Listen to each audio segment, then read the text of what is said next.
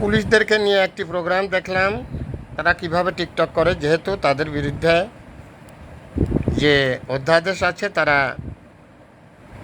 পোশাক পরিহিত অবস্থায় বা কর্মরত অবস্থায় কোনো কিছু করতে পারবেন না, এই মর্মে একটি নিউজ দেখলাম কালবেলায়। আমার কাছে একটা জিনিস মনে হয়েছে, সেটা হচ্ছে যখন আইন পাশ হয়ে গেছে তার প্রতি আমি শ্রদ্ধা জানাই।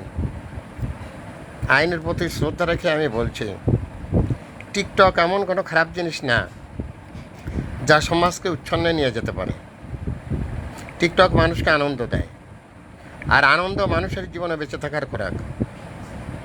পেটের খোরাক না, কিন্তু মনের খোরাক। এই কথাটা হাইকমান্ডকে ভাবতে হবে। কিছুদিন আগে দেখলাম ঢাকায় একটি প্রতিষ্ঠানে, শিক্ষা প্রতিষ্ঠানে একজন মহিলা শিক্ষার্থী, উনি টিকটক করেন। এই মর্মে ছাত্রছাত্রীরা প্রতিবাদ জানিয়েছেন যে এই স্যার যদি আমাদেরকে পড়ায় তাহলে আমাদের অনেক খারাপ হবে, আমাদের নৈতিক চরিত্র ধ্বংস হবে, সেই ড্যাশ ড্যাশ। সম্পূর্ণ ভিত্তিহীন এই সমস্ত কথাবার্তাগুলো।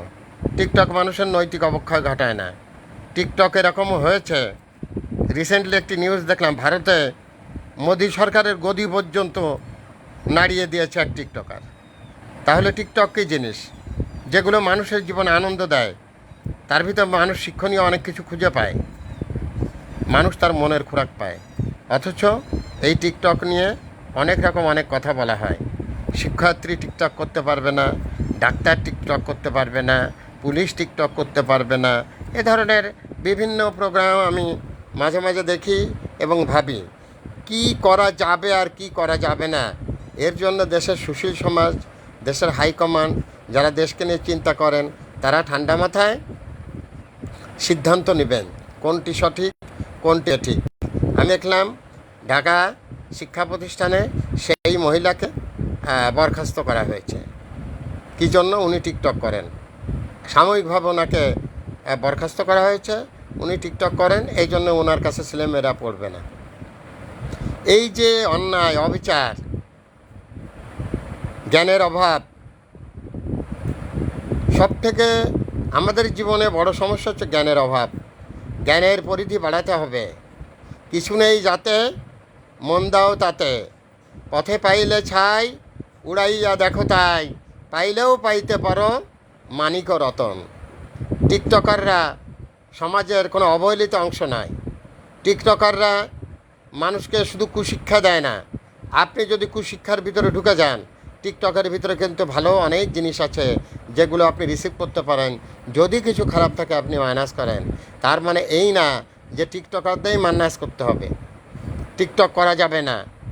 এই যে বিষয়গুলো, আমি কয়েকটা বিষয় দেখলাম আজকে কালবেলা নিউজে, যে পুলিশদেরকে নিয়ে যে কথা বলা হয়েছে, পুলিশরা কি মানুষ না? তাদের কি মন নেই? তাদের কি প্রেম নেই? তাদের কি শরীরে ভালোবাসা নেই? তাদের কি আনন্দ নেই? তাদের কি কান্না নেই? নাকি তারা অন্য কোনো ধাতুর তৈরি? তারা টিকটক করতে পারবে না, এটা নাকি আইন পাশ হয়েছে। যদিও আমি জানি না, আইনের প্রতি শ্রদ্ধা রেখে আমি বললাম যে কোনো আইন পাশ করার আগে তার পক্ষে এবং বিপক্ষে প্রচুর ভেবে দেখা দরকার, যারা আইনবিদ যারা আছেন। আমি এটা মনে করি। সো টিকটকারের প্রতি সবার সমবেদনা থাকা উচিত, তার পেশার প্রতি মানুষের সম্মান থাকা উচিত। টিকটকার বলে কাউকে অবহেলা করবেন না। টিকটকাররাও মানুষ, টিকটকাররাও সমাজের একটি অংশ।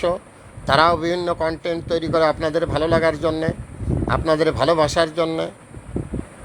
তাদের কন্টেন্টগুলো যেন আপনাকে মেন্টালি রিল্যাক্স দেয়, আপনি যেন আনন্দিত হন, এজন্যই কিন্তু টিকটকাররা কাজ করে। পাশাপাশি তাদের কিছু অর্থ উপার্জন হয়। এই অর্থ উপার্জনটাকে খারাপভাবে দেখার কোনো কিছু নেই।